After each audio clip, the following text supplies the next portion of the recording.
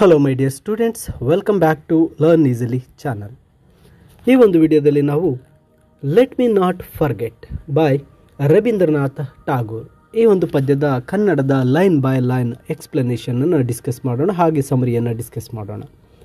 ರವೀಂದ್ರನಾಥ್ ಟಾಗೋರ್ ಅವರ let me not forget ಈ ಒಂದು ಪದ್ಯದ ಮೇನ್ ಥೀಮನ್ನು ನೋಡಿದಾಗ, ಕವಿ ರವೀಂದ್ರನಾಥ ಟಾಗೋರ್ ತಮ್ಮ ಜೀವನದಲ್ಲಿ ಲೌಕಿಕ ಸುಖಗಳನ್ನು ಯಶಸ್ಸನ್ನು ಪಡೆದಿರೂ ಸಹ ಅವರು ದೈವಿಕ ಶಕ್ತಿಯೊಂದಿಗೆ ಅಥವಾ ಒಂದು ಆಳವಾದಂತಹ ಆಧ್ಯಾತ್ಮಿಕ ಸಂಪರ್ಕದೊಂದಿಗೆ ಅವರು ಒಂದುಗೂಡಲು ಆಗದ ಕಾರಣ, ಅವರು ಆ ಒಂದು ದೈವಿಕ ಶಕ್ತಿಗೆ ಅಥವಾ ದೈವಿಕತೆಗೆ ಅವರು ಸೇರಲು ಸಾಧ್ಯವಾಗದ ಕಾರಣ ಅವರು ದುಃಖವನ್ನು ಅನುಭವಿಸ್ತಾ ಇದ್ದಾರೆ. ಆ ದುಃಖವನ್ನು ಸದಾ ನೆನಪಿಟ್ಟುಕೊಳ್ಳುವಂತಹ ಆಳವಾದ ಹಂಬಲವನ್ನು ಈ ಒಂದು ಪದ್ಯದಲ್ಲಿ ವ್ಯಕ್ತಪಡಿಸ್ತಾ ಇದ್ದಾರೆ. ಬನ್ನಿ ಲೈನ್ ಬೈ ಲೈನ್ ಎಕ್ಸ್ಪ್ಲನೇಷನನ್ನು ಡಿಸ್ಕಸ್ ಮಾಡ್ತಾ ಈ ಒಂದು ಪದ್ಯವನ್ನು ಕಲಿಯೋಣ. ಇಲ್ಲಿ ಮೊದಲ ಒಂದು ಸ್ಟ್ಯಾನ್ಸದಲ್ಲಿ ಹೇಳ್ತಾರೆ, if it is not my portion to meet the in this life, then let me ever feel that I have missed thy sight. Let me not forget for moment, let me carry the pangs of the sorrow in my dreams and in my wakeful hours.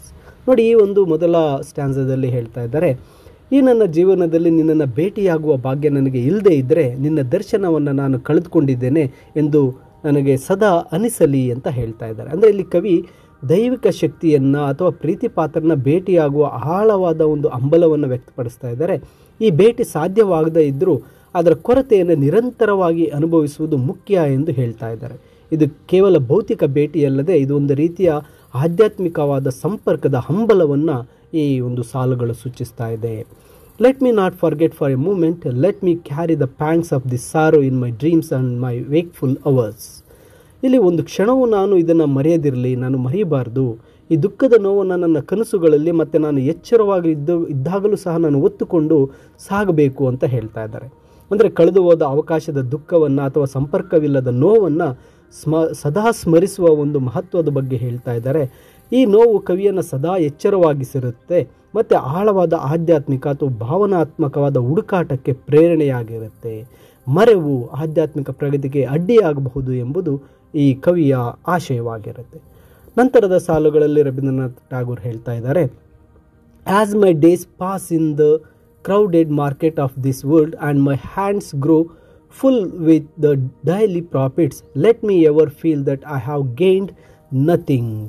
ನೋಡಿ, ಈ ಸಾಲುಗಳಲ್ಲಿ ಹೇಳ್ತಾ ಇದ್ದಾರೆ, ಈ ಒಂದು ಪ್ರಪಂಚದ ಒಂದು ಜನಸಂದಣಿಯ ಮಾರುಕಟ್ಟೆಯಲ್ಲಿ ಈ ದಿನಗಳು ಕಳೀತಾ ಇದ್ದಾವೆ, ನನ್ನ ಕೈಗಳು ದಿನನಿತ್ಯದ ಲಾಭಗಳಿಂದ ತುಂಬಿದಾಗಲೂ ಸಹ ನಾನು ಏನು ಗಳಿಸಿಲ್ಲ ಅಂತಕ್ಕಂಥದ್ದು ಸದಾ ನನಗೆ ಅನಿಸಲಿ, ಸದಾ ನನಗೆ ನೆನಪಿರಲಿ ಅಂತ ಹೇಳ್ತಾ ಇದ್ದಾರೆ.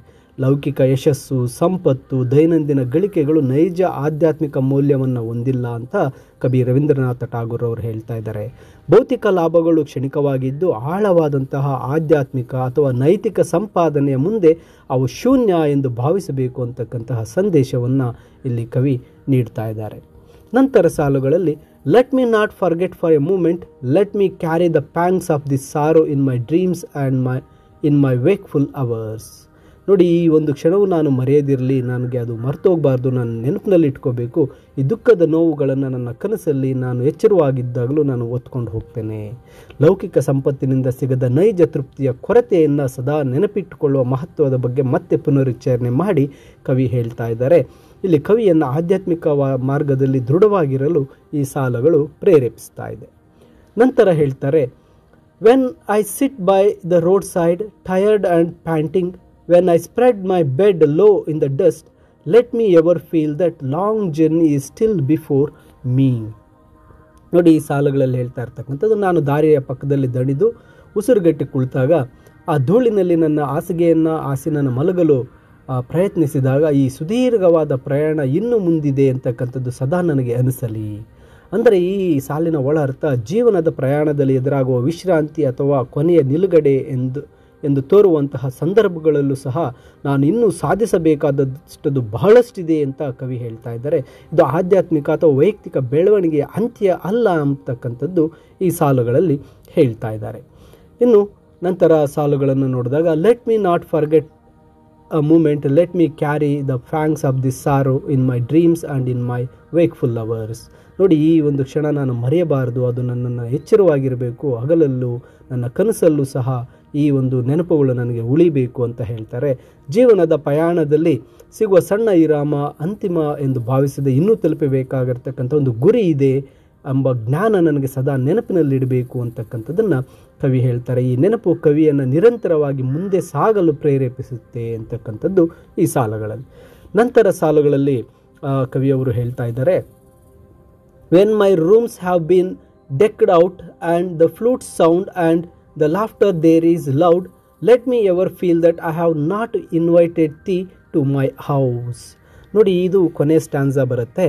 ಇದರಲ್ಲಿ ಹೇಳ್ತಾ ಇದ್ದಾರೆ, ನನ್ನ ಕೊಠಡಿಗಳನ್ನು ಅಲಂಕರಿಸಿ ಮತ್ತು ಕೊಳಲುಗಳು ಮುಳುಗುವಾಗ ಮತ್ತು ನಾನು ನಗುತ್ತಿರಬೇಕಾದ್ರೆ ನಿನ್ನನ್ನು ನನ್ನ ಮನೆಗೆ ನಾನು ಆಹ್ವಾನಿಸಿಲ್ಲ ಎಂದು ನನಗೆ ಸದಾ ಅನಿಸಲಿ, ಸದಾ ನೆನಪಿರಲಿ ಅಂತ ಹೇಳ್ತಾ ಇದ್ದಾರೆ. ಅಂದರೆ ಇಲ್ಲಿ ಆ ಭೌತಿಕ ಸುಖ, ಆಚರಣೆಗಳು, ಸಂಭ್ರಮದ ನಡುವೆಯೂ ಕವಿ ತನ್ನ ಪ್ರೀತಿ ಪಾತ್ರರನ್ನು, ಆ ದೈವಿಕತೆಯನ್ನು ತಮ್ಮ ಜೀವನಕ್ಕೆ ಆಹ್ವಾನಿಸಿಲ್ಲ ಎಂಬ ಕೊರತೆ ಆ ಕವಿ ಅನುಭವಿಸ್ತಾ ಇದ್ದಾರೆ. ಇದು ಆಂತರಿಕ ಶೂನ್ಯತೆ ಅಥವಾ ನಿಜವಾದ ತೃಪ್ತಿಯ ಕೊರತೆಯನ್ನು ಸೂಚಿಸುತ್ತೆ.